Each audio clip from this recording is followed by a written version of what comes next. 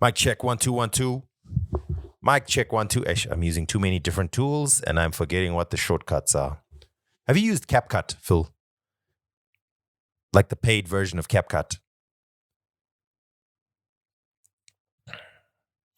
So I was editing a video and I was using the free version of CapCut to do the editing. Mm-hmm. You know, I'm doing this show on ZFM, right? Yes. So wait, is this part of the show or is this pre-show? Yeah, part of the show. I literally just pressed record and I was trying to remember what the shortcuts are and reminded me of this thing. I'm recording. Okay, cool. Just making sure. Yeah. Anyway, so I had a video and I was gonna use like Premiere Pro to record it, but then I haven't paid for it, and then I was like, "Ish, man." Then now I have to. Should I pirate it? That's the whole thing. Then I asked my wife, like, "Yo, you've got a paid CapCut account, right?" And she's like, "Yeah, I do." So I was like, "Can I use your account? I just want to quickly edit this video." Cool. So then when I opened CapCut, I discovered, it's got a desktop version. So I downloaded the desktop version. I was starting to use it to edit. I logged in with her account and I was using it to edit this video. And I was like, damn, okay, this is actually pretty good. Oh, intuitive tools. Not as powerful as a Premiere Pro, for example, or a Final Cut, but like it's pretty intuitive for anything you're doing for social media. It's pretty much got everything you need like right there. You save a lot of time. And I was quite impressed with how well it does and how quick it is and all of that. Anyway, I did all the editing. It took me like maybe, let's say, an hour to edit this short clip that I was doing. Maybe like a 20-minute clip. Edit took me like an hour. I get to the end. I'm like, damn, that wasn't as painful as I expected it to be. And, learning curve, what. Hit export. It's like, oh, yeah, no, sorry. You need the, I can't remember what it's called. Because I had Pro, but clearly it's not Pro. Need Ultimate or I don't know, whatever the version is. So then I'm Googling and they're like, no, my wife does have a paid account, but it's only for mobile. And what I had just edited was on the desktop version. So I was like, $9.99 a month, brother. You want to pay? No, was it $13.99? I think $9.99 is the mobile. Whatever it is, right? So now I'm like, bruh, I just spent an hour editing. I'll just pay for this damn thing. But I was so mad. But then in the following days, I used it more and more and I got like better and better at using it. It's so good. I'm like really impressed with, but purely for social media. I wouldn't say like it's great for general, like, professional video editing, but like for social media, it's so good. Anyway, the shortcuts that are on CapCut, are very different to what I'm using on Audition here. So that's what made me think of it. How you doing, Philip? Everything going well? Up and down, but we move. It's another week. We take the good and the bad, ups and the downs, and so forth. Indeed. We are back once again. Unfortunately, I have to let you guys know well in advance that this is going to be shorter than usual. I kind of don't have a choice. I don't even want to really explain it, but long story short, I have so much on my plate, and this weekend I don't have the time to catch up on all of it. So I have to work on things tonight. Oh, yes. There's a big thing at the stadium. My mom has been on me about the stadium. Indeed. So, yeah. So things are very tight time-wise, but I thought no ways. We're trying our best to be consistent. So even if it's a short one, I'm sure our listeners will appreciate the fact that we came through. And, shout out to the listeners who got in touch to let me know that, they appreciate me. Thank you, guys. Shout out to Audrey. Audrey Trojan said, "Yeah, Dan, users special, users appreciated, users love." I appreciate y'all. Yeah. And shout out to Trina, who says, "Hope you well and strong, King." The baddest said, "What's up?" Oh my God. Yeah. Is what it is. Is what it is. Trina East. That was on the Two Broke Twimbos Twitter. So shout out to you guys who are responding. I appreciate it. I feel better now. But yeah, let's not waste too much time. We got a few things that we're going to talk about. There's a couple of controversies I saw on the timeline that rather than engaging in, I did my usual thing of, hey, this is why I have a podcast. So, notwithstanding the podcasters who are getting canceled, let's start the show. Let's do it. I got to ask Phil, you. Good to go. Oopsie. Good to go. Sound a big thing, them. Get mad now. Let me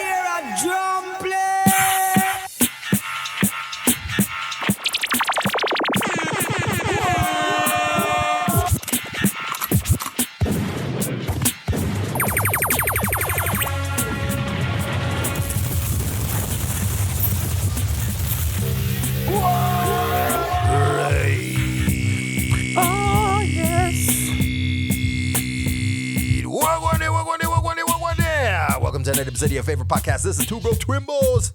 My name is Danny, that guy, aka Denias, aka Denford Wigumaraini, aka Denimbi, my life, your entertainment, aka I'm done with these streets. Don't allow me to be one of these podcasters that's getting cancelled. aka I'm gonna move when you done move. That's right. And you see what's on? The unmistakable, the irrefutable, the unquestionable. It's starting to warm up a bit. Full child, get flip flops, big balls, baby, get beats up, here, get sex, unlawful, filthy, filthy, Jim Karate. And of course, shower, take a drink. Hi guys, how are you? Are you well? Dan, are you okay? Let's check in, Dan, you know? Maybe check in. Yeah. Are you okay? I am okay, thank you, Phil. I'm okay. I'm very busy with work, which obviously is stressful, but I think overall I'm good. I feel good.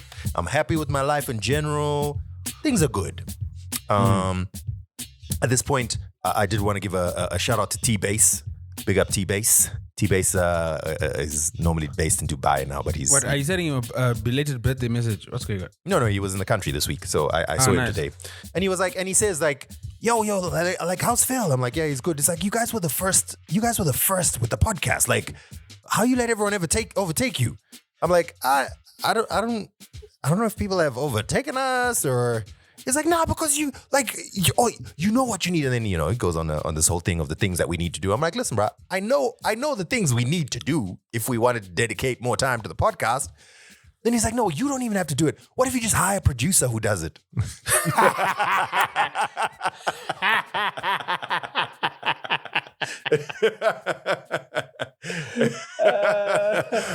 So anyway, shout out to you, T-Base, who recognized the OG-ness of the podcast.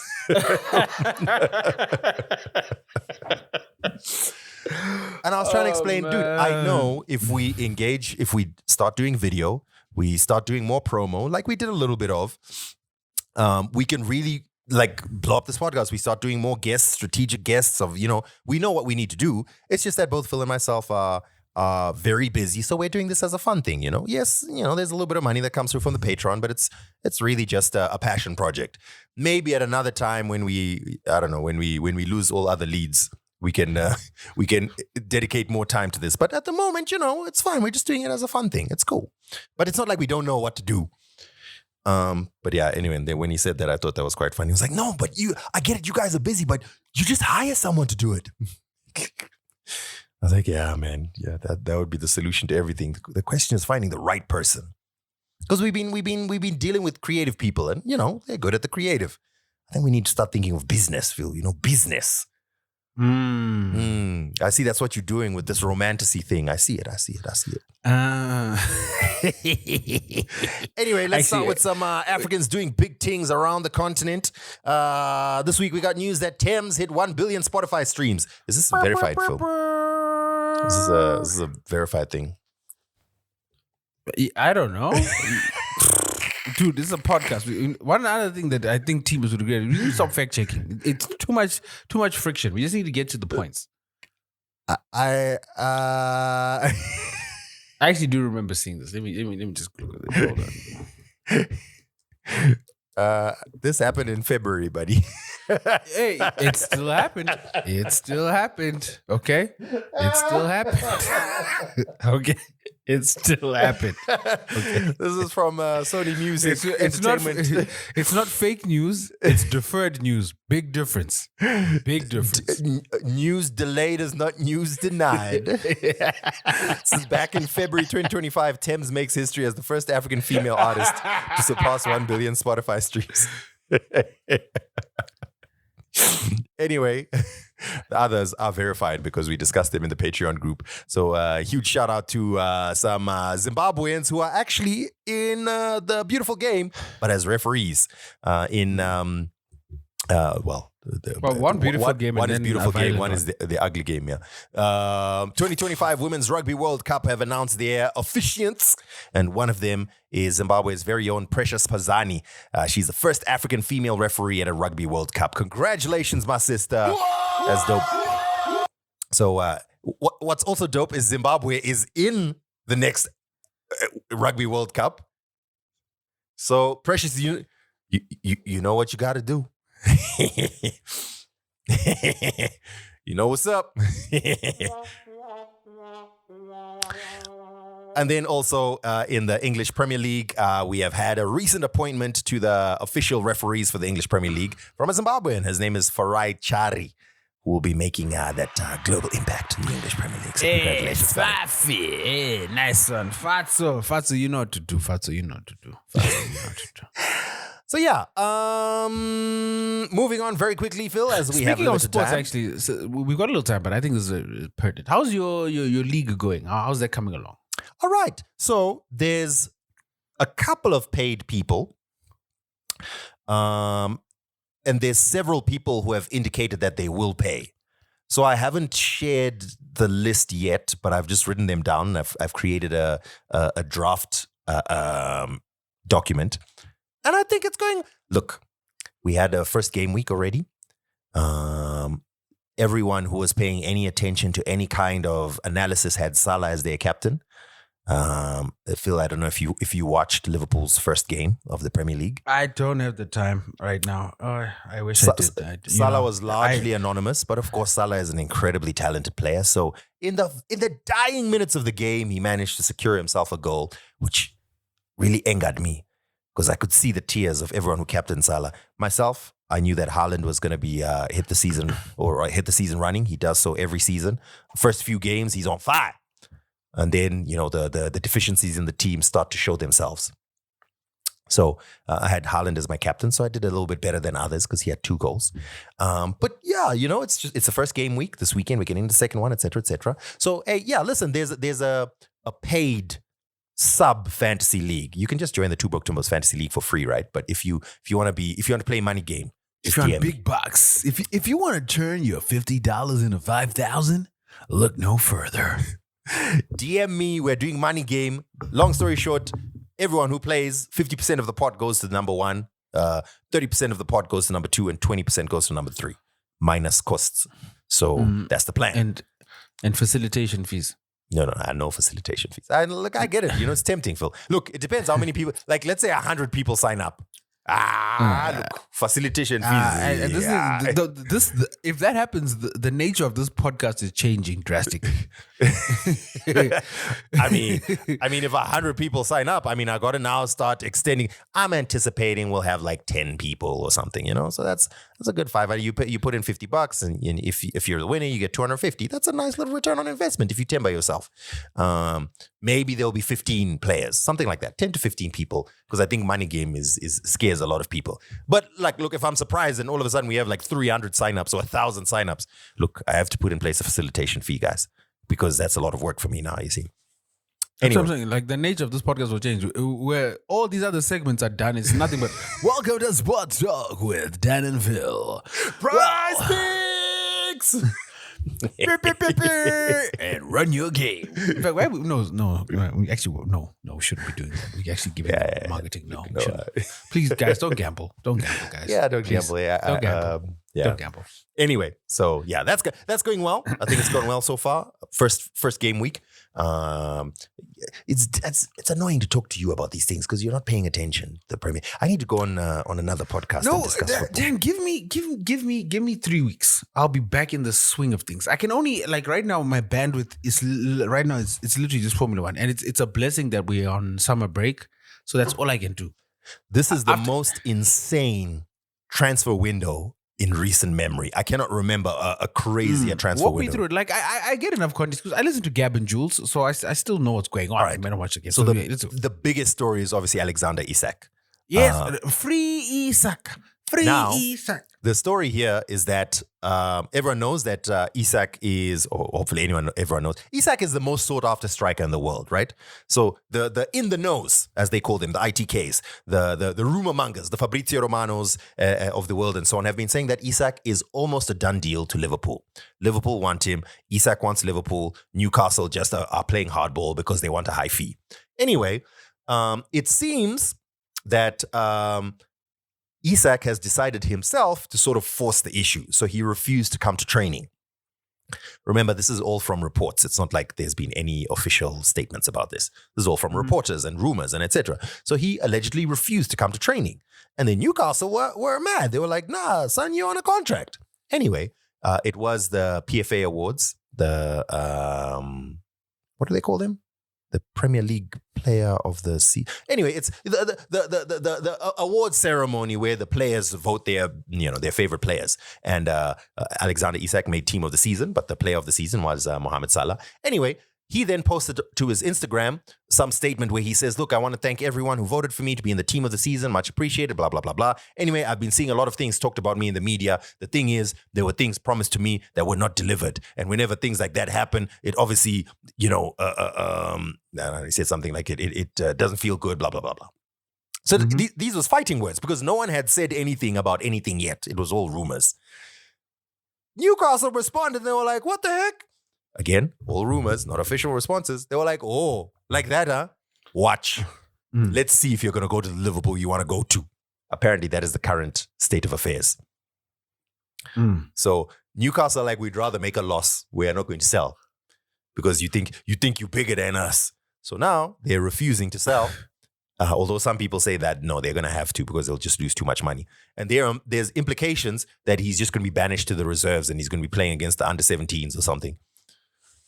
It's like, yeah, you're still on contract. You do what we tell you. Go play in the under-17s. Well, congratulations, got a hat-trick. Very nice. But then you can say, no, my hip is injured. I can't play. Yeah, but the reason he doesn't want to do that is because it's the year before a World Cup. So 2026 World Cup, he obviously can't not be playing, right? And the thing is, he's like in the peak. He's at the peak. What is he, in mid-20s? I think 26? 25, 26. Like these are the years that he's trying to get his dream moves, win his dream things. He can't waste a whole season. Yeah, I don't understand this. Like, you also can't afford to have a disgruntled player. It's bad for team morale. It's bad for the locker room. It's so insane because I don't think I have seen players who are upset before, but like this level, I don't remember seeing something like this. Allegedly, if he puts in a transfer request, it's a more formal route to essentially say, I want to end my contract. But you then forfeit like bonuses that are attached to your contract, which could amount to 10 to 15 million pounds. So people are saying he wouldn't do that because that means forfeiting that amount of money. But you could literally just have that, what's the word I'm thinking for? You could backload that onto your next contract with the new team. Possibly, yeah. So that's possibly what could happen. But anyway, at this point, what's happening is it doesn't look like, at least the rumors are saying that Newcastle are saying it's fine. We'll make a loss. It's all good. He's not going anywhere. On the flip side, Newcastle are trying to buy Wissa from Brentford. And Brentford are valuing him much higher than Newcastle are willing to pay. So Wissa has gone on strike and he's not coming to training anymore because he wants to move to Newcastle. But the thing is, if they don't sell Isak, are they going to buy Wissa? I don't know. Is that what's going to happen? On top of that, just in the last 24 hours, we got news that Tottenham, Eberiche Eze to Tottenham was almost a done deal. Then Arsenal came in and basically took it last minute. It's a huge, obviously, the history between Tottenham and Arsenal. So it's a huge other story that's going on. It's all happening. Yeah, huge stories at Manchester United. Chelsea, once again, are trying to buy every single person that they can get their hands on. It's just the most insane transfer window. It's super exciting stuff, I tell you. Exciting dopamine stuff, I tell you. Anyway, so, that's just something I thought I'd mention. Quickly following up from last week. Last week we spoke about MT. I don't know, Phil, if you've been paying attention to the story of MT. I've been glued to it, Dan. I need to know what's going on. I need to know what's happening. I can let you know that I have not been paying attention to it. However, I did come across a headline today that says, MT and wife Nicole reunite following public marital struggles. The story goes on to explain that, you know what, as we spoke about in our last episode, MT's wife was releasing the screenshots of the DMs. Well, it turns out that apparently one of the DMs, the lady came out and said that, yo, it's not what you think. It was platonic. She was simply an admirer of his work. Wink, wink.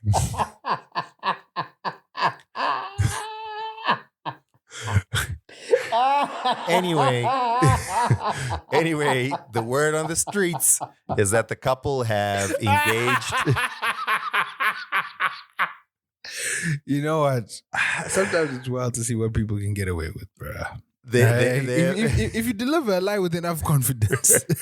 They have gone into counseling and they're looking at reuniting. and working on their marriage. So the word on the streets is. So anyway, I just thought I'd share that as an update since we spoke about it last week. Even though it wasn't necessarily about MT and his wife, it was more about the concept of selling, of revealing the DMs, air quotes.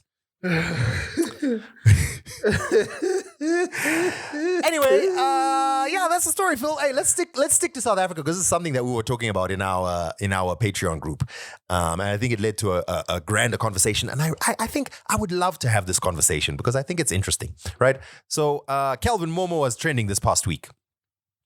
And I believe the reason is Calvin Momo was scheduled to make an appearance at the Sun City Resort, an event called Outside. Mm-hmm. And he absconded. Not only that, they were trying to get hold of him. His team wasn't picking up. He wasn't picking up. Apparently, he said, like, hey, I've got other plans. And then after they lambasted him, was like, my bad. I'm sorry, guys. You know what I'm saying? Like, stuff happened. Maybe his wife was in labor, you know? Anything or maybe he was sick. That's a bit of a detraction. But before I forget, did you see, I saw Stunner's post. And then I was like, should I send this to Chucky? And I was like, and then I scrolled a little further and I saw Chucky already saw it and reposted it. So Stunner's performing in Zambia, I believe. And he was like, hey guys, it's been a crazy few weeks. I've been sick and I've been hurt. So I had to cancel my shows in South Africa and Zimbabwe, but I'm going to make it out to you guys. See you soon. And then Fiesta screenshotted that post and said, this guy is lying. First, he told us he was having a baby. Now he's sick and he's hurt. Which one is it? Look, maybe having a baby makes you sick and hurt. He didn't have to give you the causes of the symptoms, right? Anyway, so yeah. I was going to say back to this thing. So I started to read the comments, sorry. Yeah. So Sun City on their post. Neither Momo nor his manager have responded to any of Sun City's requests for an update. We, along with our partners, have exhausted every avenue possible to ensure that he performs. For any ticket queries, please contact Ticket Pro. We sincerely apologize for the disappointment and inconvenience caused as a result of the unprofessional and poor conduct of the artist concerned, which is beyond our control. Then, Calvin was like, you know what, this is getting hot, man. You know what I mean? Guys, we're at DEF CON. We're at DEF CON 1 right now. Let's huddle down. Let's get a response. And someone in his team was like, Calvin, I got you. Do you know I have the paid plan for ChatGPT? This is not even ChatGPT. This is Grok. This is, I don't know what. The M dashes were flying through this process. But anyway, I would like to sincerely apologize to Sun City Resort and event organizers. This is Calvin Momo's statement, by the way. Yes. All the fans and guests for my absence and the disappointment caused by my non-attendance at the outside event scheduled for the 16th of August. I understand the immense anticipation and excitement that surrounded my scheduled performance, and I deeply regret any inconveniences, frustration, or confusion caused by the situation. This was never my intention, and I take full responsibility for not being present or expected. There were unforeseen circumstances and miscommunications that led to my absence, and I acknowledge that I should have responded more promptly and transparently to all parties involved. I am working closely with my team to ensure that something like this does not happen again in the future. I'm truly grateful for your support and understanding, and I hope to make it up to you at a future event. Thank you once again to everyone who has made arrangements to see me perform. I'm sincerely sorry for letting you down. I laughed because someone posted on Twitter, I think it was Team Adzik. I can't believe the fans and the promoters were all looking for Calvin Momo, and he put out a statement saying, you know, sometimes you have to choose yourself.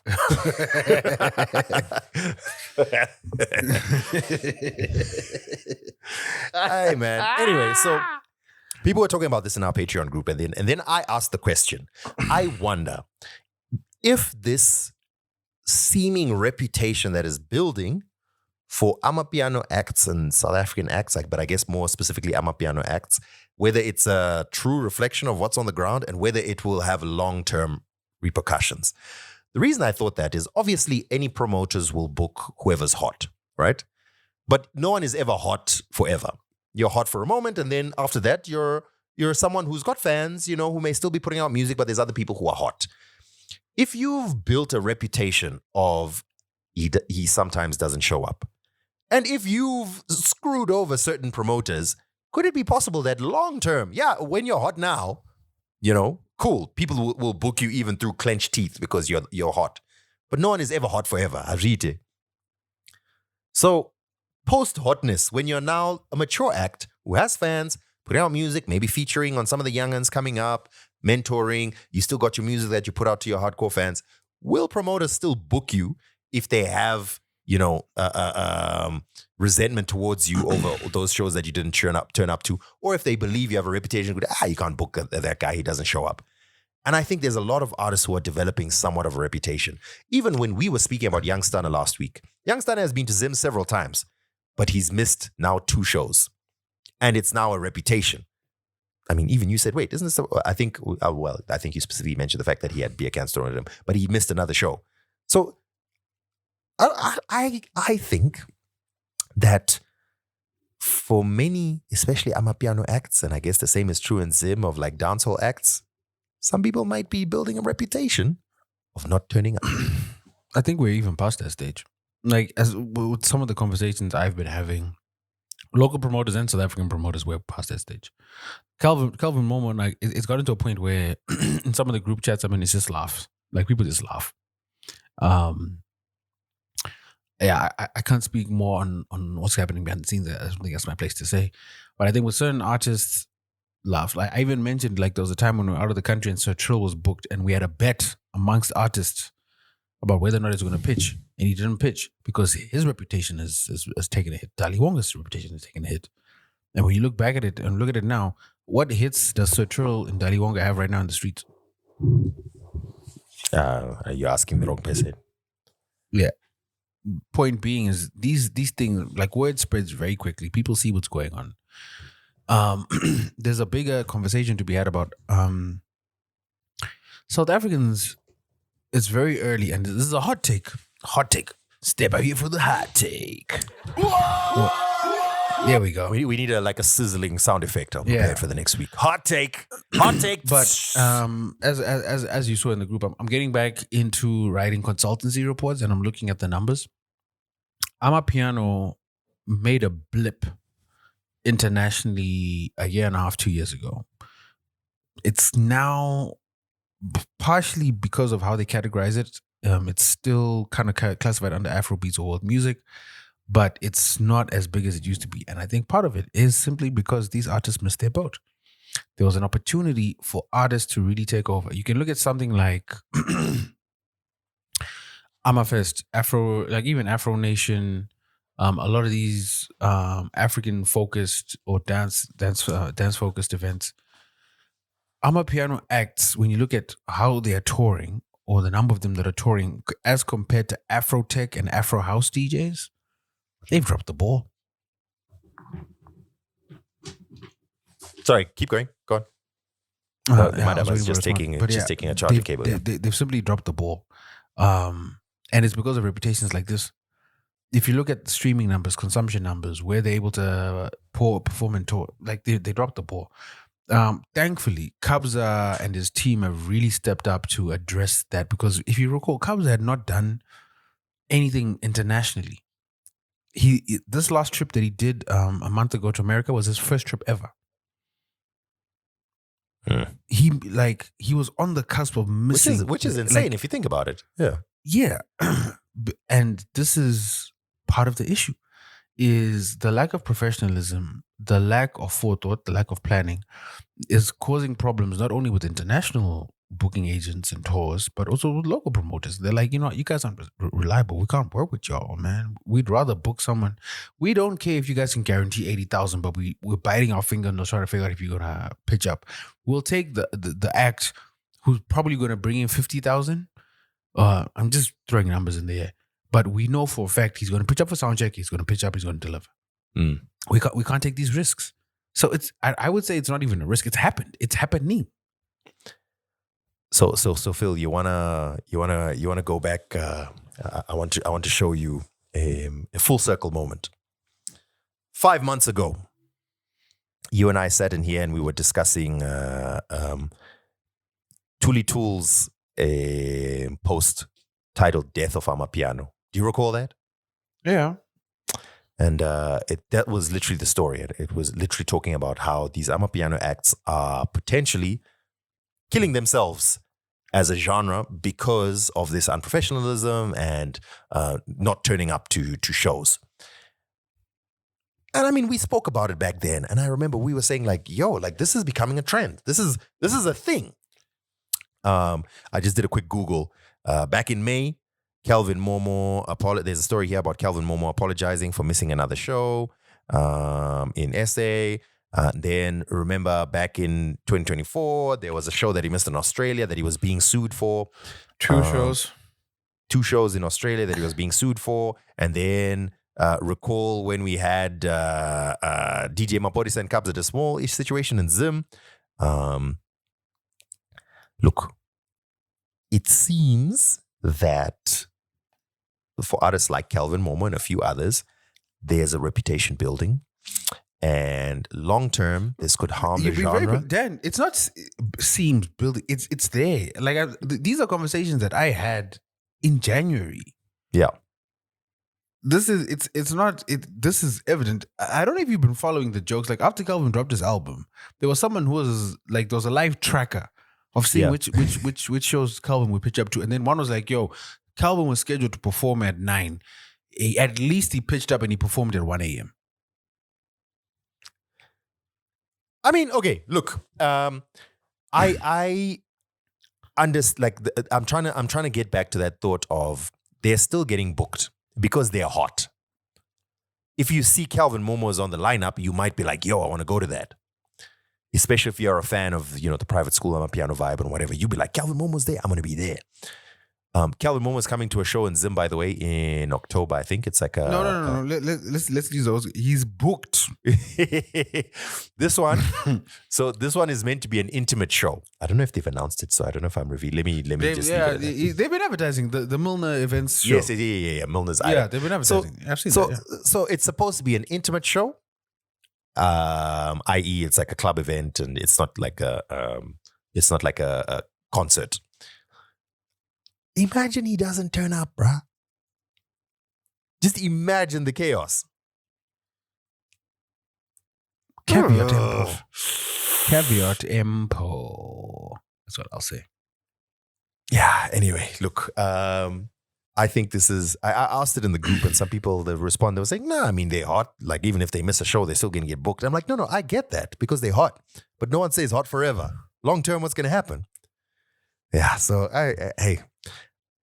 We had a similar discussion. Do you recall the trend that used to exist of where's Breezy? Mm-hmm. Those who know will know. Yes. Yep. In Zim, there's a couple of artists who are. I was a victim of that, if you remember. Yeah. I was emceeing an event that I kept on saying, y'all ready for Breezy? Oh, in fact, yeah, we were. No, was that with you? We might have been emceeing together. I can't remember. I just remember that event at the showgrounds with AKA. I think it was Shoko Festival. No. Yeah, there was Shoko, and then there was another event with AKA at the showgrounds, and then Breezy finally pitched up. Look, long story short is, I think if you develop that reputation, it becomes, even if it's just, look, I've done 100 shows and I missed 3. Once you build that reputation, it's so hard to come back from, and I think it really harms you in the long term. I think once again, artists always miss shows. Always. But what's the reason? You're not going to shoot 100%. Yeah. The thing is how you respond and how you react. So, like for example, Doechii just canceled an appearance at a festival, right? People are obviously disappointed, but if you come out with a clear statement, say, "Sha guys, I'm sorry, I'm sick." Even like Tyler, for example, it might have affected her overall brand, but there was a time she had to cancel because she's like, "Yo, my stomach isn't doing well. Like I've got health problems." He explained, you make it up to the fans. It like even Chris Brown is doing it right now with a massive stadium tour. Like there are ways to, like, fans are very forgiving if you show genuine contrition, but if you don't, I don't know. I was going to ask, like, there's probably a lot of reasons, but what is it? Is it a poor management? Is it being overbooked? You just say yes to everything, or is it like a kind of an attitude thing that? All the above. It depends on the artist. So I know examples, for example, in SA, a lot of upcoming artists, when you're a new act, your team is the people that were around you. So it's not necessarily professionals, it's just the people that happen to be around you. If you're lucky, they might be adept. If not, it is what it is. And it's easier if you have a slow rise. But if you go from 0 to 100 real quick, these guys don't know what they're doing. I think you might remember there was a time we even interviewed Sunel's road manager. Sunel's road manager is a biochemist that happened just to be his best friend. But because he happened to be a biochemist and had these professional skills and work ethic instilled in him from his education, he was able to, at the very least, do the admin logistics side. The other soft skills that you develop as a music industry professional, you can do that with time. Like, people can forgive a few things. So all that to say, in South Africa, for example, even in Zim, you get a hot weekend. You get a booking for 3 shows in Harare, which is very common. We've dealt with it. And people don't factor in the cost of, or rather the time to travel. They don't put in any buffers for if the show's running late, if another act switches things up. They don't clearly communicate with the road manager or have it in the contract. It says, listen, guys, we are going to be there at this time. We are going to leave at this time. If you guys aren't ready, you can't help it. And sometimes you don't have the leverage to ask that, because if the show is running late and the promoter's like, you can't go on right now, and they haven't paid you the full balance, if you don't have a really big stick to wield, you're kind of stuck. Yeah. So strategically, it then behooves you to be like, you know, guys, we've got 4 potential bookings on the table. Realistically, I think we can only do 2. We're going to have to leave this money on the table so that we get it done. But it's very difficult when you've got a team and a band and everything else and people that haven't eaten to be like, yeah, you're turning down money? Nah, fam, we'll figure it out. And then you probably even think like, look, if we can't make it, we just give them back their money. or we'll do another gig or something. So that's one issue. Some other times, like, because you've been doing all these gigs, because you're exhausted, because you're tired, like, performing is exhausting. It's incredibly exhausting because a lot of people don't realize, like, there's the physical act of actually performing. There's the mental act of dealing with the stage fright and the anxiety and like the up and down with adrenaline that comes with that. Then there's also the exhaustion of traveling and the lack of sleep, because you might be performing in one city the next, and then you've got to catch an early morning flight to another city the next day. Like, you don't sleep until Tuesday, if at all. You know what I mean? So it gets exhausting. Sometimes people can't handle that. Sometimes people have health issues. Like, oh, this is happening. Well, you got life and you got to deal with this. And maybe your wife has found your Instagram password and you got to deal with that. And then your mom is sick and you got to deal with that. And then you got to deal with the bandmates fighting. And then it's just a lot. So I can understand it, like, taking a strain on people. That I get. I totally understand it. It's how you deal with it that's the problem. And so I would, and this is all assuming that these are people or artists that are genuinely trying to do the best. Like, these are the best case scenarios. These are artists who are just trying to deliver a good show. Then you've got artists who are trying to make a lick. You've got teams who are trying to make a lick. You've got booking agents who are, because we haven't even discussed that part. You might have people that might represent you in an ancillary way. Like, yeah, I know Dan, but I'm not Dan's booking agent. But people assume, you know what, Phil and Dan work together. So surely if I pay Phil, Dan will get the money. And I'm like, nah, yeah. And then I take the money. Dan never sees it. And then Dan is like, wait, I'm not performing at this gig. I haven't been paid for it. Yeah. And then people are thinking I can get a commission and what. Yeah. Yeah, I get that. Look, in my opinion, by the way, in this chat that I was having with T-Base today, he was talking to me about like the DJing scene in Dubai and just how extremely structured it is.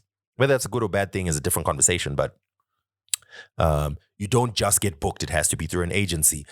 A venue doesn't just book you. It's a part of a hotel that is doing, like, then you have to get a license for each performance, and it's a whole thing.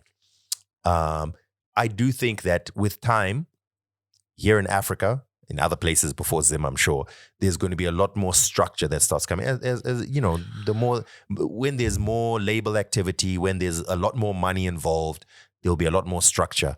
So bookings will be less ad hoc. Here's the thing. What if I told you that structure already exists? I mean, it does, but I'm thinking when I say there'll be more structure, I mean it'll be enforced more. It'll be more serious. It'll be more stern. But you know how you're able to enforce it. Because like what the system you described, it's not foreign to South Africa, it's not foreign to America, it's not foreign to UK. All these issues exist there. There's only one difference between all those territories and the UAE. Force. Yeah, bo. I think we need to wield a big stick, guys. Oh, so you're advocating. Phil, have you dealt with some of these artists, Phil? Have you dealt with some of these artists? You're advocating for fascism. That's what you're saying. Just for the music industry. Just for the music industry, I'll put my vote there. Wow. And only to never vote again. While we're in the music industry, there's something that came across the timeline that I thought we could quickly discuss. So, people were posting, a lot of people celebrating hip hop and Zim, and someone posted about I believe it's something called the Zim Hip Hop Culture Bindura Festival or something, right? So it's a bunch of artists, including Holy 10, Volts JT, Baga, Bling 4, T-Gons, etc., performing out in Bindura. Seems to be a pretty big show happening this weekend, I believe. Mm-hmm. And it's got a big lineup of hip hop acts. Hopefully it's a super successful show. It led to a bit of a discussion, though. Out of the 20 artists that are named, only one is a woman. Young Gemini. So our friend Kuda asks a question like, yo, out of 20 artists, there's only one woman. So some people were responding like, I mean, like, who else would they have booked? And then she's like, no, I mean, there's plenty of women who are hip-hop artists, like women rappers are out there. Which is what people were saying. They were like, who? Then she said some random, I don't know if she was... There were letters randomly put together that I couldn't. I didn't recognize what those letters put together.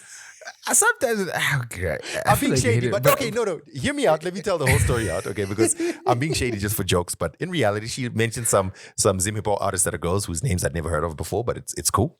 And then people were obviously calling out like, listen, you can't expect the promoter to book these acts who no one's heard of. And then the hill that she was dying on was, every promoter always books opening acts.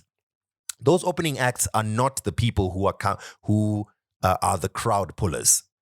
Those opening acts are just to make sure that, we are starting at this time and ending at this time as people are coming in. There's acts going. Also, hopefully, maybe you find a rough gem or you find someone who's able to get the crowd moving. And it's a great opportunity for those opening acts, even though they're not yet known and they're not yet crowd pullers.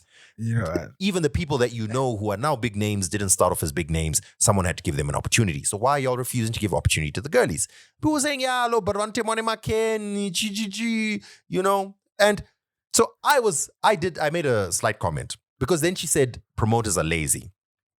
Then I made a comment and I said, is it the promoters who are lazy?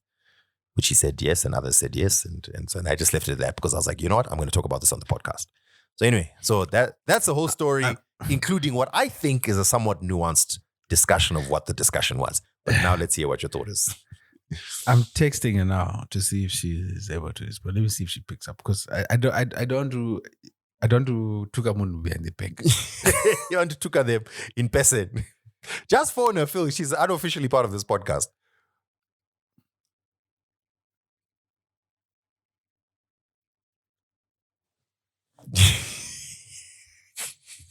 Our unofficial member is not picking up. Anyway, if she gets back, she'll get back. I love Kuda, but I've said this to Kuda before. Sometimes I feel like she lives in a very theoretical world. Yeah. Promoters aren't lazy. Promoters are risk averse. Zimbabwe is one of the riskiest economies as an entertainer, especially like someone who puts together events in Africa, outside of a war-torn nation. I don't think people understand how difficult it is to put an event together in this country. It is extremely prohibitively expensive and risky. Not only that, even just to add to your point, today I was speaking to someone who was putting together an event and they're advertising on radio, right? And they were so stressed because people don't buy pre-sale tickets. And then she's saying like, I keep getting told that's the culture here. That's the culture here. I was like, yeah, it kind of is, which is not right, but it is. So yeah. It would be, it would be so much better if you could get at least, like, imagine you sold 30% of capacity pre-sale. You would feel so much better about booking people. But yeah, go on, sorry. So, all that is to say, we can want to see other artists. We can want to see diversity. And that's a want. That's great. Like, I am all for that. But the reality on the ground is there are no women artists. There are no women rappers. Nisha T, she's kind of a rapper, I guess. Not really. No. Let's. If we're looking at technical definitions, and yeah, fine. But if you saw a hip hop festival and you saw Nisha T's on that, you'd be like, "Come on, bro." So yeah. So let's just say Nisha T, wild card. Young Gemini. Let me be honest, not great on stage. No, unless the show is improved. Kiki Badass, stable name, but she's got a lot of things going on right now, and she hasn't dropped a song in a minute. So outside of those three, who else are we bringing to the table? Let's be honest. So here's my take on it, right? Kyla Black, but she's not even a rapper, actually. That's not. Imagine Kyla Black coming out to a hip hop audience in Bindura. And that's the other thing people don't consider is like, sometimes promoters are doing these artists a favor. They really are. I don't think people understand how hostile crowds can get. Well, Chucky now understands. No. Keep in mind, these are the, what can I put it? North adjacent crowds. And that's not to be elitist, that's not to be thing. It's just like dancehall crowds. If you guys have ever been to a dancehall, there's a reason why most dancehall events have a net in front of the stage. It ain't because they're playing soccer. So, okay, I want to look at it from two perspectives. So I'm going to start off from Kuda's perspective, which I think maybe I kind of get. I think it's good to advocate and to push, right? So if I'm trying to get women more noticed in the hip hop community, I could push and I could be saying, listen, you need to book more women, book more. That's dope as an advocacy thing. So I don't begrudge that. I think speaking to promoters, like, hey man, I see that you got a lineup of 20 people and there's only one woman. Consider adding 3 or 4 more. You know what I mean? Because there are women fans as well of hip hop, and if you can also attract them to your show, that would be great. If imagine you become the promoter that was championing women hip hop artists, and then when one of them blows up, she's grateful to you, her fans are grateful to you. You can actually build a bit of a reputation, a legacy like that, right? So I can understand advocating for that. So push for it. But let me also speak from the perspective of a promoter. A promoter is not sitting there thinking, I'm going to hire men. A promoter is sitting there thinking, I want as many people as possible to attend my show. So if audiences are not listening to women rappers, a promoter is not going to book a woman rapper. It's not the promoter being lazy. Audiences will listen to what they like or what they know about. So 2 things are happening, or one of 2 things is happening. Either these women rappers are not making music that the audiences like, or they are not known by the audiences. Now, I'm going to be fair. There's probably tons of artists who are making dope music. It's just no one knows about them, right? The answer to everyone is the same. It's on you to make audiences know about you. You got to figure out how to make audiences know about you. Mm-hmm. So when I said, is it the promoters being lazy? My implication was, I would argue that it is the artists being lazy. Now, I understand lazy is a very harsh word. There's so many reasons why you might not be able to break through to the mainstream, why you might be making dope music and people still don't find you and so on. But that's kind of the harsh reality of any artistic work. You have to not only make good art, but you also have to be discovered. So it's on you to figure out how to get discovered. Do you think if there was a Zim hip hop woman who was sitting on 100,000 monthly listeners on Spotify, that the promoter would be like, nah? Or if there was a Zim hip hop artist, a female Zim hip hop artist who put out a music video that hit 500,000 views on YouTube, the promoter would be like, nah, I think we should only have men. No, of course not. Is it the responsibility of the promoter to provide opportunities for artists? No. It would be nice if they do. And some of them do provide opportunities, like, Fana, come to my show. True. But ultimately, the responsibility of getting discovered in audiences is on you as the artist or on your team as management, etc. So the reason why I brought this up is like, I know a lot of artists listen to our podcast. I don't know if they still do. We haven't spoken a lot about music business recently, Phil. You know, we've been distracted. They do. Every once in a while, drop a music topic, and then a few rappers will message me about it and say, "Yeah, but you guys said this and you didn't do that, and then you guys need to do this." And I'm like, "Okay, thank you." Actually, actually, come to think of it, there's a couple of artists who've actually spoken to me about the pod recently.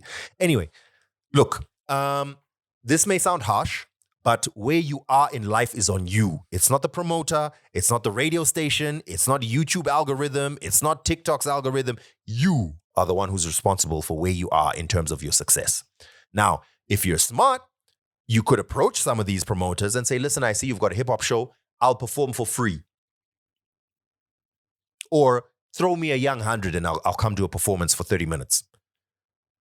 It's on you to go make those. If you are telling me that I approached 20 promoters and they all said no to a free performance because they're misogynistic, then you know what? Let's have that conversation. Now we're talking about something completely different, and you're right.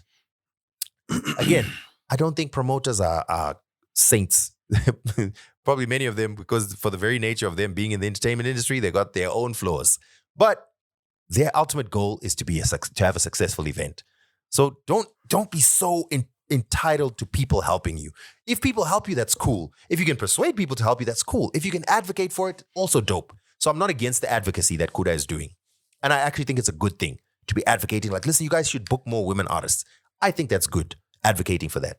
But I don't think it's sensible to blame a promoter for women artists not being booked. That having been said, I do think that if you're putting together, Phil, if you're putting together an event and you look at your lineup and it's all men, surely you'll be like, we should, come on, you could also like throw, I don't know if that's correct phrasing and I feel bad for saying it, but throw them a bone. Like, come on, yo. Nah. Dude, I'm already at high risk. Like, if I'm dealing with stress and I'm at high risk and I don't have the luxury, I'm like, dude, I'm trying to sell tickets. Like, I guarantee you. I think we also, like, granted, we know this, but I think we also overestimate how much of the populace thinks in quote unquote progressive representative. They don't care. Like, the majority of people don't care. Most of them, yeah. They'll be like, okay, fine, it's been cool. We're done. I'm telling you, if it was announced that Diddy is coming to do a show in Zim, sold out. Yeah. On top of that, like, we have to also just be, how do I put it? I was gonna throw shade somewhere. I was like,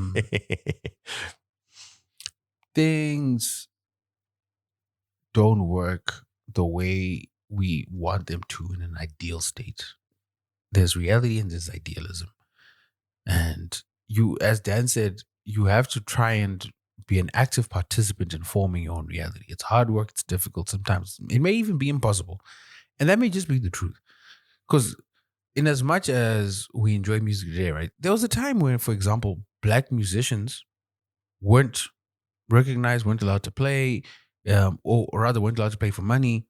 And they just had to do what they had to do. Like a black musician also had to be a tradesman. And that was the reality at the time. And sometimes there's an ongoing discussion right now. And Bob Lefsetz was getting into it. And it's also being echoed in the New York Times and Rolling Stone, where they're complaining about Spotify. Don't get me wrong.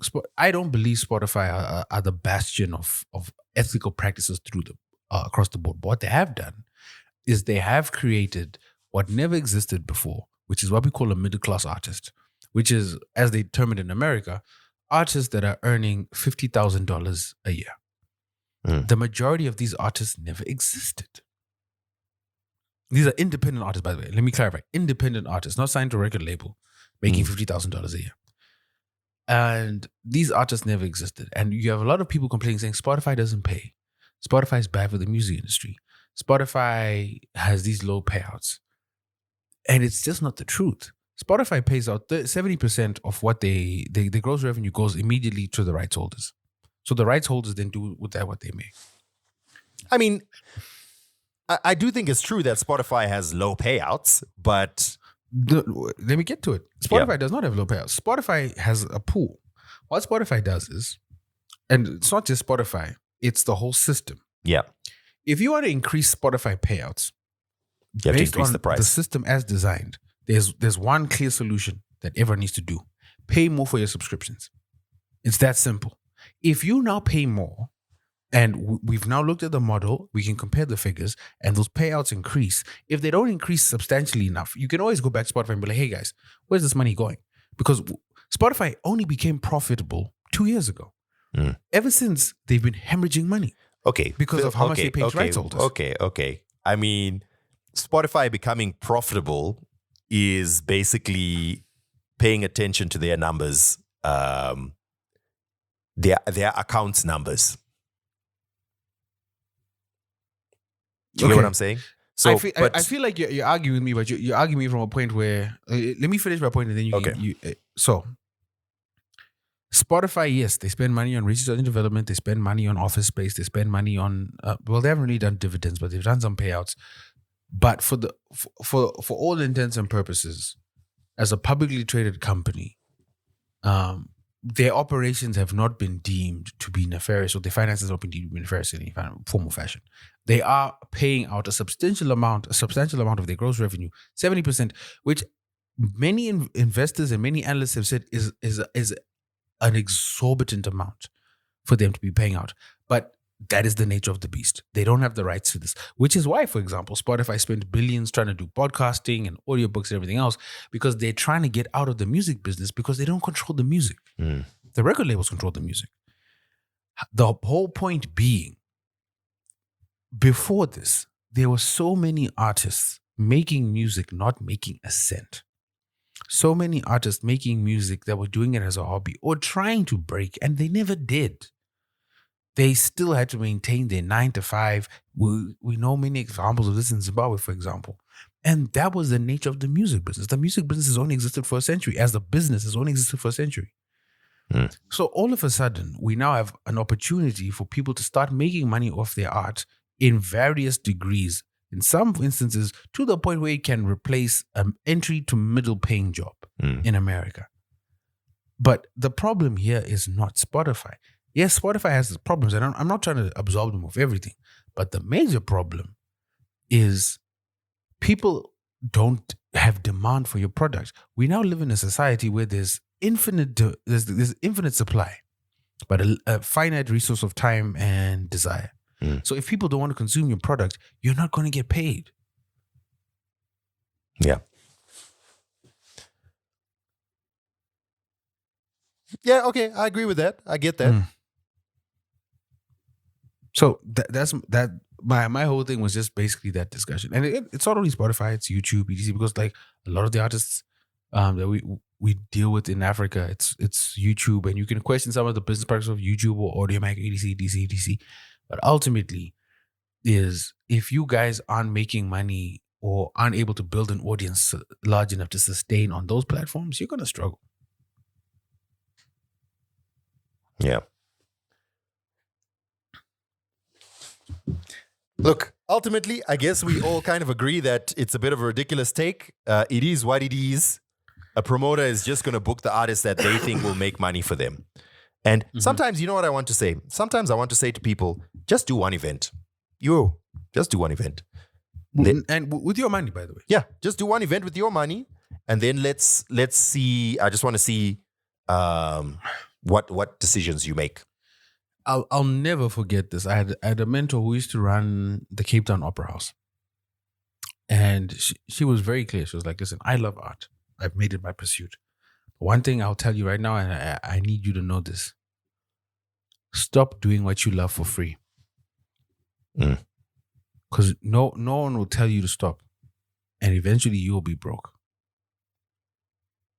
And on the flip side, yes, you love women artists. But if you're not putting money in skin in the game, like if your Spotify Wrapped doesn't show nothing but women, and you're like, yo guys, these people are putting in work. These guys are doing numbers. You know, like here's a perfect example. It might even be a segue. You know who's not on this list, Dan? Who's dropping amazing work? On this, I'm looking at the Bindura show lineup. Ray Kaz, I'm gonna guess you're gonna say. Bingo. And you know why he's not in that lineup? Because of the haters. No, because he doesn't have the numbers. Ray Kaz drops great music. Yeah. He just doesn't have the numbers yet. And it's not his fault. It's not a bad thing, but it is what it is. Yeah. Look, it is what it is, Phil. I think it's a little bit depressing to think about, but honestly, it is what it is. It's everything is run by capitalism. There are some spaces, there are some events, right? Like the Shoko Festival, where there's interest in developing art and there's money that's coming into that with the intention of developing art. So it's not necessarily about pure capitalism and selling tickets. So you could see certain names on there, and that's dope. And I think those spaces should exist. But if we're looking at pure selling tickets to try and make a profit, I will honestly, I might criticize your choice of artists based on I don't think this will give you the sales that you think you'll get, but I'll never criticize a promoter for the sake of you're not giving people an opportunity. Because I've been involved in doing events. Mm-hmm. And I know the situation. And it hasn't ever been, okay, that's not true. Some of the time it's been my money. So look, okay, Phil, I am at that stage where we have to low-key wrap this up. Is there anything that we urgently should do? I'm looking at the talking points. I mean, we've got a few things. I think the main thing is announcing our book club, and then maybe we can do this listener mail. So yes, we've got a 2BT book club in the patrons. We're starting a book. Carl White, I believe, is the name. Called Cradle, where we'll be starting it. I think end of the month is a good time to start. So if you want to get an early start, please do so. And then we'll have fortnightly meetings. We might have to do monthly. I don't know. Maybe I'm gauging. How long do you think it'll take people to finish a book? Do you have to wait until you finish? I mean, you guys could discuss where's everyone at so far? Where's everyone at so far? Okay, cool. And then discuss what is common to everyone. I have to wait until it's completely done. Because I'm trying to do at the very minimum a long book a week. So I'm at like two books a week now. So we'll see. Which is cool. So I would then suggest that one is for the book club, and then the other is just your own personal thing. Yeah. So here is an email titled "Too Much Papa." Hi guys. First off, big fan of the show and other protocols observed. Our listens are quite funny. I'm writing because I could really use some advice. My girlfriend of 2 years is super devoted to this popular prosperity pastor's church here in Zim. Eish. Run, my guy. Sorry. I think she's the one to marry, but the issue is a bit of a guan. The church is one of those preaching that faith equals financial blessings with massive crowds, fancy cars, and all that. She's been tithing a chunk of her salary every month, attending every service, and even volunteering for the events. At first, I was cool with it because it was just church, but she's getting deeper and deeper into the church. And though I believe in God, I think it's a typo, in God, I believe this church and its papa might be a bit scammy. You think? I love her a lot, and I don't want to come across as controlling or dismissive of her faith, but I'm worried she's getting taken advantage of. It's starting to affect our relationship too. She's pressuring me to join, and we've had arguments about money and priorities. How do I approach this without pushing her away? Have you guys dealt with similar stuff in your circles or heard from other listeners? Would appreciate the advice. It's difficult, Phil. What advice would you give our good brother? Genuinely, ironically, to quote the Bible, if you don't believe, and it's already becoming a problem now, we go back to what Jesus said. You cannot be unevenly yoked, Dan. It makes it difficult. And uneven yoking is difficult, eh? 100%. Look, truth of the matter is, it's very difficult if you have different religious beliefs in the house. But it's not impossible, right? There's plenty of room for, you know what, we disagree on this, but we're cool, depending obviously on how serious those beliefs are. I would say that the closer the beliefs are to each other, the better. You can come to understandings on most issues, even though you might have different beliefs. The problem comes in some of these specific spaces where I don't know if you've listened a lot, Phil, to Tinto's Feeling Station. Every other story is about a couple where one or the other is too into the church, and now the pastor is now coming into the home, and it's like I'll be hearing some of those stories. I'm like, you're rough, especially if one of those people doesn't necessarily agree or believe. I feel like this is one of those situations, especially if someone is like super into it and now there's expectations of this is what you must do. This is what's expected of y'all. This is what, but you may not necessarily believe that. I appreciate this. I love her a lot and I don't want to come across as controlling or dismissive of her faith, right? But I'm worried she's getting taken advantage of. And I think that's the issue here. It's not a case of I don't believe what you believe. I think we can deal with you believe something different, I believe something different. It's cool. We agree to disagree. We move forward. The problem is, I'm watching you getting taken advantage of. And especially if you care about this person, and we've spoken before sometimes about how, like in some of these churches, people, was it not on this podcast that we spoke about a pastor who made their people, spray themselves with doom or eat grass? Mm-hmm. Mm-hmm. So if you're in the church, right, whatever strong beliefs that you have, someone who's attached to you might feel like it's okay. You can have whatever strong beliefs you have. Maybe it's even good for you to have strong beliefs. You have something to hold on to in tough times and all of that. But if you're now being taken advantage of, like you're now actually actively being hurt, that's a worry. And that's also very difficult because when it comes to religions, like I might be looking and saying, I think you're being hurt, whereas that person saying, no, I'm expressing my faith. And it's like a whole other discussion. In my experience, dealing with people's religious beliefs it's something that's extremely personal. It's very difficult for you to try and express your thoughts without feeling or seeming like you're attacking that person's personhood. Here's my suggestion.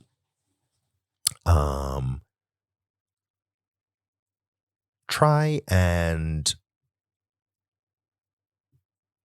build up a space of showcasing that I respect your beliefs and I'm not dismissive of what you believe and I'm not trying to be controlling, especially when it comes to your beliefs. And then once you've sort of built up that foundation, on top of it, there is something I'm concerned about and I want to hear your thoughts on it. I'm worried that you might be getting taken advantage of. And I think you can expect that the reaction will be negative. But the hope is I've already built this foundation over the past few months or however long it takes of like, I do want you to understand that genuinely, I'm not just here trying to dismiss what you believe. I want you to believe, or I want you to accept that I accept your beliefs. I want you to see that from me. And I'm not here trying to control you. I'm just worried about you over this specific thing. And then maybe, hopefully, over time, you can have that conversation. And then if you're able to have that conversation, you can use it as a basis to decide, are you just maybe a little bit lost or a little bit, and just needed to be like, okay, maybe you still have these beliefs, but now you're not in a space where you'll be taken advantage of, or maybe you're no longer drinking from the Kool-Aid, or you still decide to believe whatever it is you believe, but you're now more aware, or I don't want to hear nothing about it. This is my church and no one will speak bad about it. And then maybe you can then make a decision, of deciding not to subject yourself to the potential problems of the future. Mm. That's how I see it. Well put there. Well put. Married guys have some good advice there. One thing I'll say about marriage is prior to marriage, and even when I have conversations with people who are unmarried, the concept or the idea of just leave seems so obvious. Post-marriage, you can tell that, oh, you're single. Just leave is sure in extreme situations, of course, leave. But in general, for most things, you got to figure out how do we make this work. Now, I understand this person's talking about girlfriend, so maybe the answer is just leave. Mm-hmm. And I think that's also how you look at it. Like when the stakes are low and obviously you should have your negotiables and your non-negotiables. When your non-negotiables start to get a little bit encroached on, it's best to move on, because when you do make the decision for a lifelong commitment, you want it to be with someone that actually this person has shown themselves to be a good partner, reliable, trustworthy, etc, etc. So if it means me bending backwards to make this work, let me bend backwards to make it work, because I know that this person is operating within the bounds of reasonableness. I may not be seeing it from their side, but it may be within the bounds of reasonableness. If you feel like you guys are having arguments over money because they can't understand that they might be getting taken advantage of, and you see it that way, whether true or not, but come on, then it might pose problems later down the line. That's actually a very good point, that the recognition that I may not agree with you, but I think it's safe to say that we've built up enough of I built up enough trust in you to accept that, you know what, you are a reasonable person. So even though I don't agree with you, it's okay. Like or rather, I don't see it the way you see it. I recognize you as a reasonable person, so I think that you'll be good. Mm-hmm. I think that's a good way of seeing things as well. But yeah, anyway, hopefully this has been somewhat helpful. We can only hope. Hopefully. Okay, Phil, I have to end it here. It's been a pleasure. Listeners, thank you very much for being with us. And it's been lovely and all of that. And we'll catch you in the next episode. I got to go now. As usual, we would appreciate your support to keep this podcast going. As you've heard, it's a passion project. I'm sure you are aware that you're not hearing any ads on this pod. So yeah, twobroketimbers.com/donate. And again, I forgot to follow up on someone who's supposed to be advertising, Phil. Anyway. Jen, that other one is really put a beat. Have you tried calling that other person? Okay, let's talk offline. Okay, I don't know who the other person is. We love you. Goodbye.